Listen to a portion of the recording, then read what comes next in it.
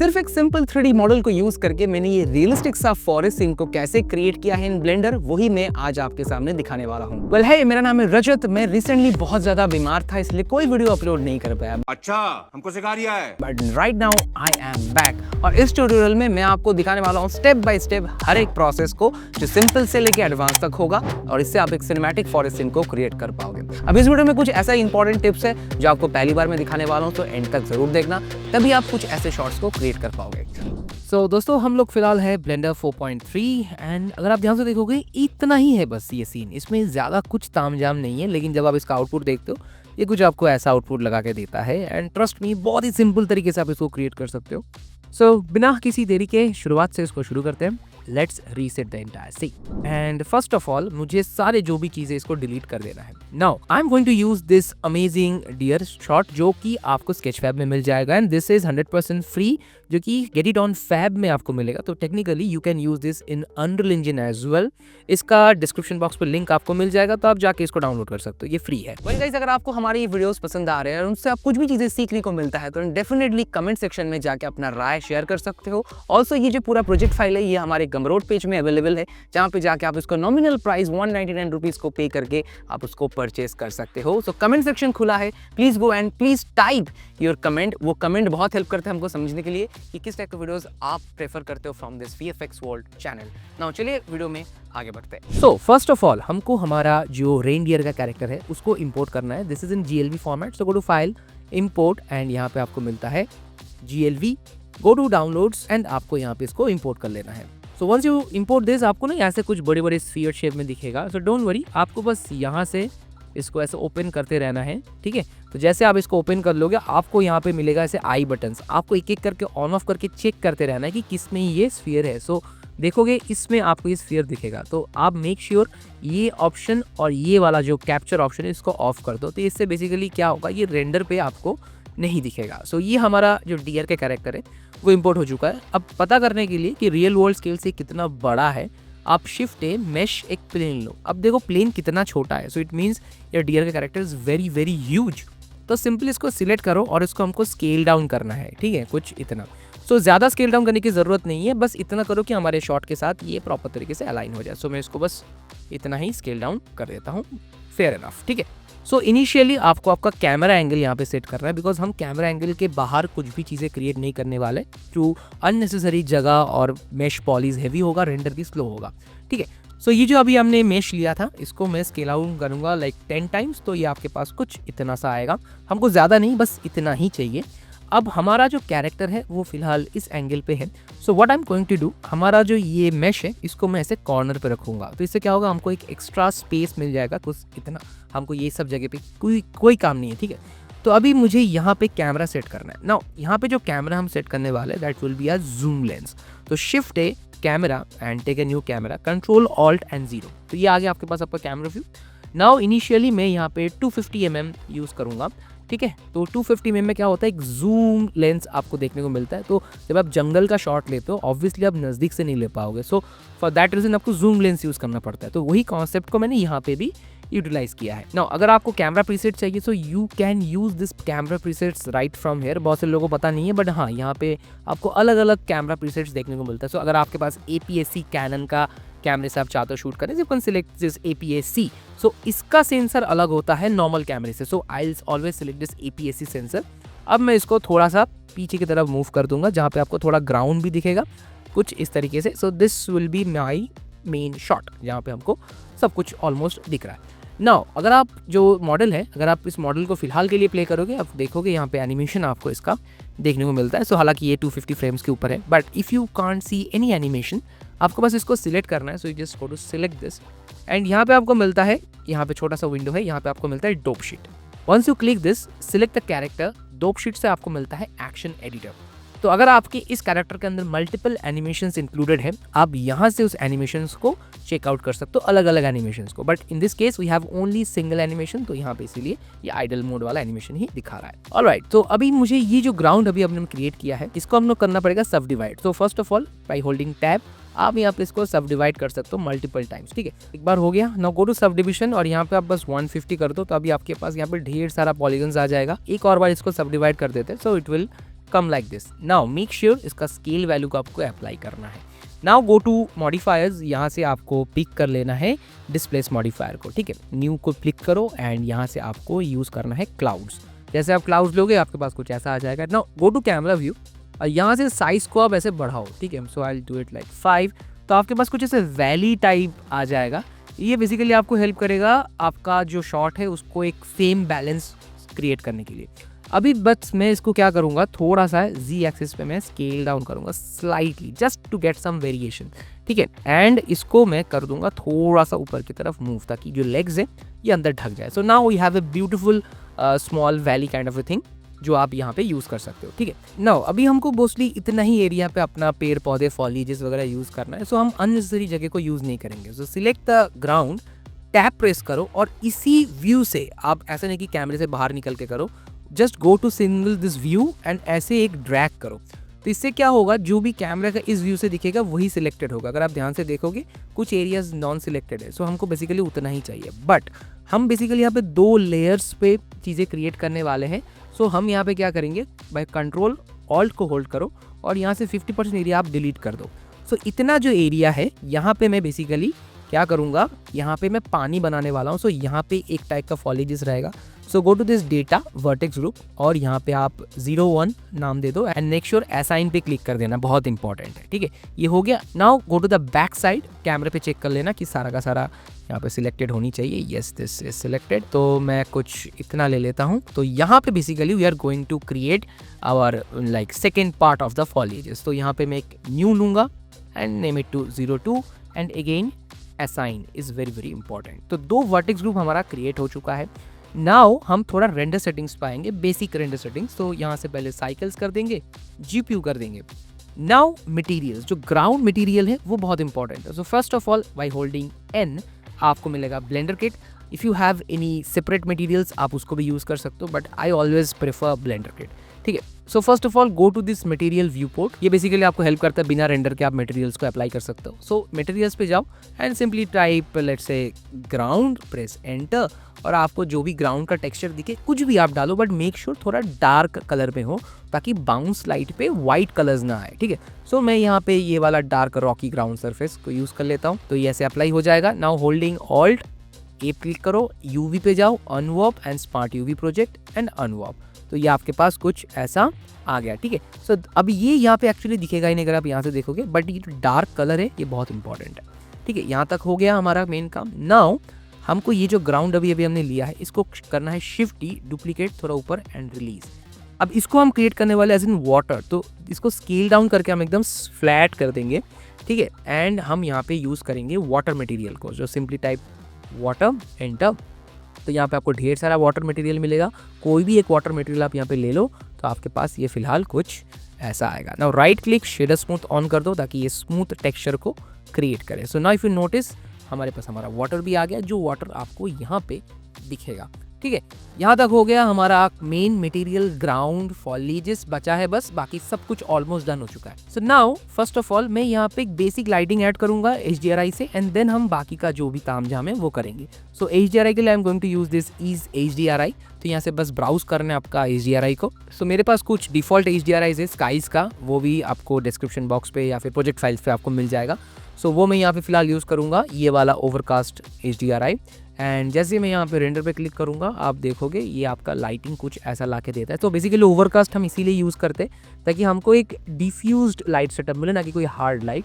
और यहाँ से मैं इसको ज़्यादा नहीं लाइक 245 कर दूंगा ताकि जो लाइट है ये इसके ऊपर ज़्यादा से ज़्यादा गिरे। एंड स्ट्रेंथ मैं यहाँ पे 1.25 कर देता हूँ, जस्ट लिटिल बिट अपलिफ्ट करने के लिए, ठीक है। So now we are going to jump the next part which is foliages, मतलब अभी हम यहाँ पे ग्रासेस वगैरह ऐड करने वाले हैं जिससे ये और ज़्यादा एक्यूरेट दिखेगा। सो फॉर द ग्रासेस मैं यूज़ करने वाला हूँ माई मोस्ट फेवरेट जियोस्कैटर को। एंड बाय द वे जिनको नहीं पता, I already created a Geoscatter dedicated video, biome readers के ऊपर भी वीडियो है, जियोस्कैटर के ऊपर वीडियो, दोनों का डिस्क्रिप्शन बॉक्स पे आपको लिंक मिल जाएगा और सब थंबनेल्स फिलहाल देख सकते हो। तो चैनल पे जाके चेकआउट जरूर करें, दोनों ही वीडियो आपके लिए बहुत हेल्पफुल है। सो यहाँ पे जियोस्कैटर पे जाके आपको बस आपका मेश जो है उसको सिलेक्ट कर लेना है।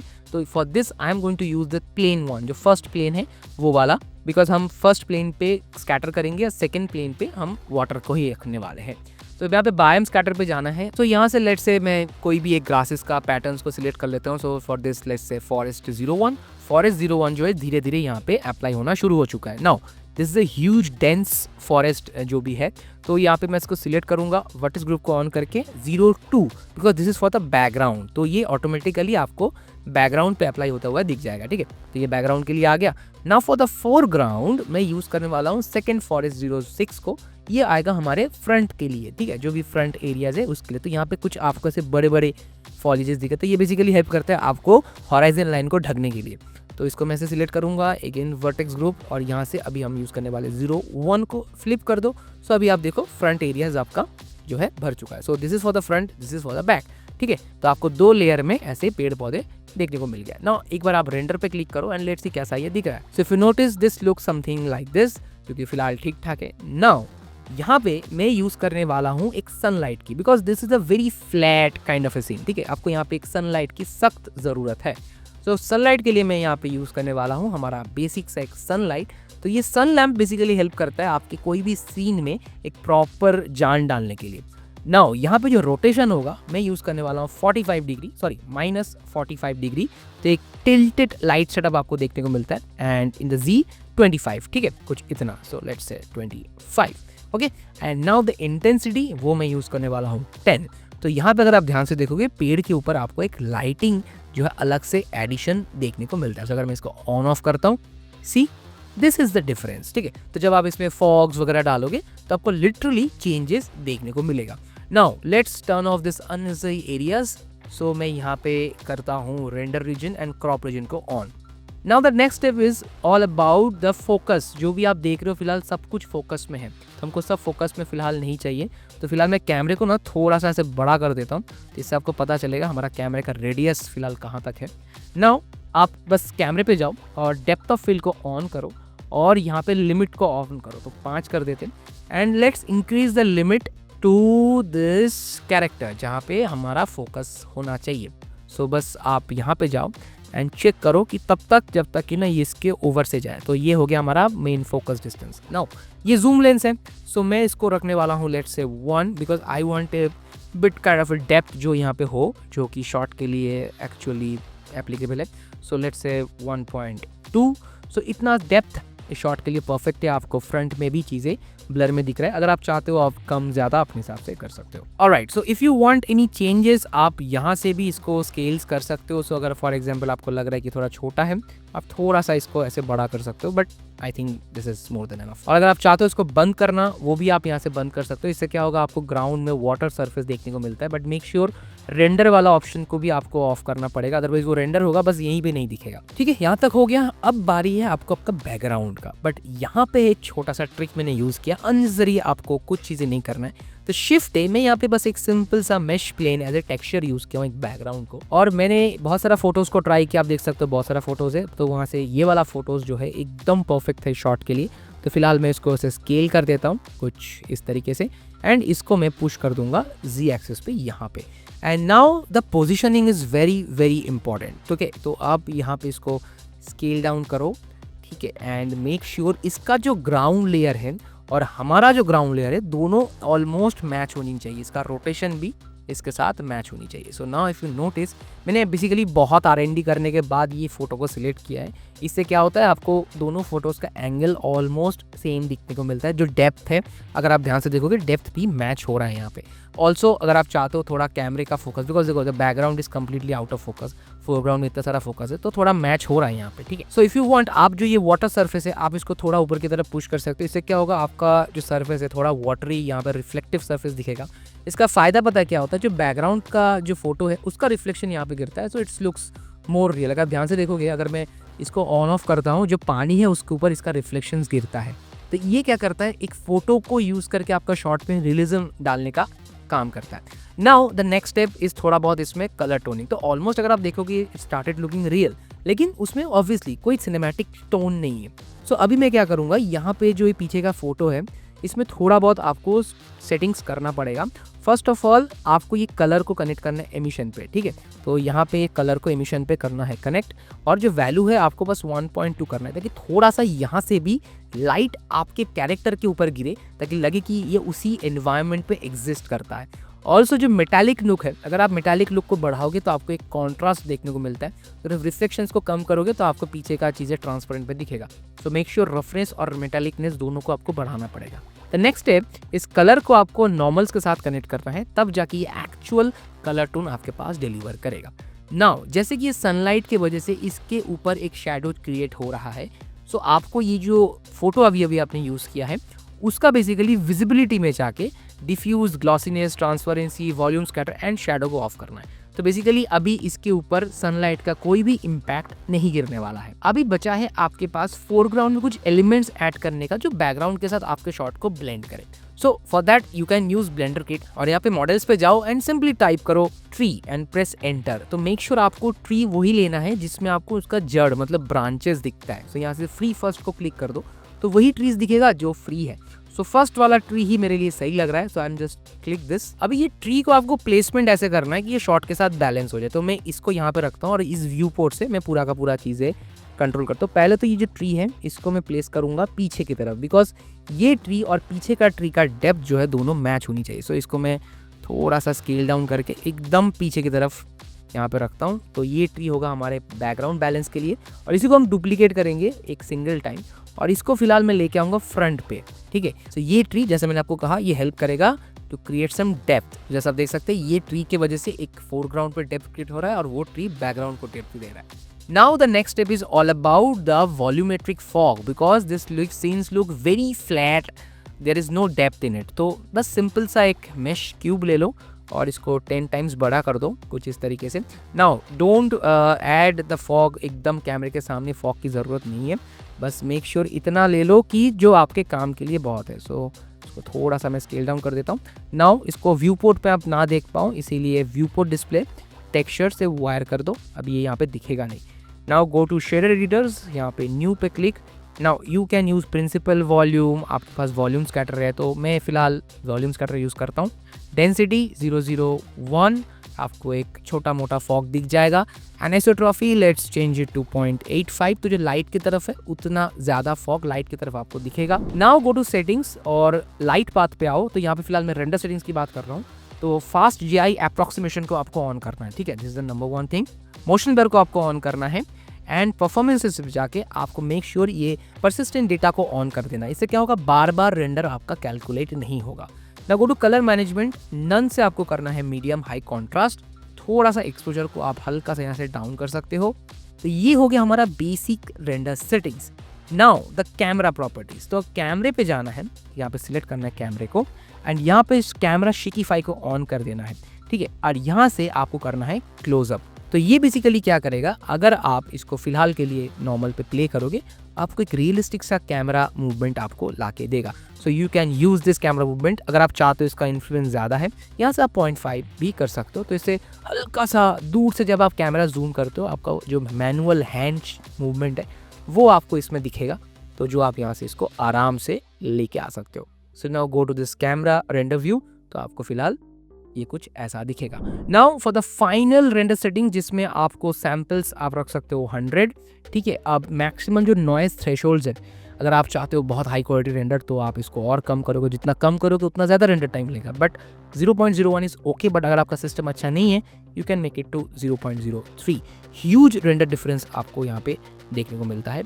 नेक्स्ट मैक्सिमम बाउंस को आप कर दो 8, इससे भी मैसिव डिफरेंस आपको देखने को मिलेगा। And once you done with all the settings, आप इसको बस रेंडर कर सकते हो एंड इसके बाद जैसे ये रेंडर हो जाता है आप इसको एडोबी आफ्टर इफेक्ट्स में लेके जा सकते हो, जहाँ पे आप इसका कलर ग्रेडिंग, थोड़ा बहुत ग्रेन्स वगैरह डाल के इसका फाइनल कंपोजिटिंग क्रिएट कर सकते हो। आई होप आपको वो पता है, बट अगर आपको नहीं पता है हाउ टू डू दैट, आप प्लीज़ कमेंट कर सकते हो कंपोजिट लिख के, ताकि मैं उसके ऊपर भी डेडिकेटेड वीडियो बना दूँ। सो आई होप आपको ये वाला वीडियो पसंद आया तो लाइक करो, कमेंट करो, शेयर करो एंड मेक श्योर कमेंट करके बताओ कि किस टाइप का वीडियोस आप लोग प्रेफर करते हो। मिलेंगे अगले वीडियो में, तब तक के लिए देखते रहिए VFX वर्ल्ड। जय हिंद, टेक केयर एंड बाय।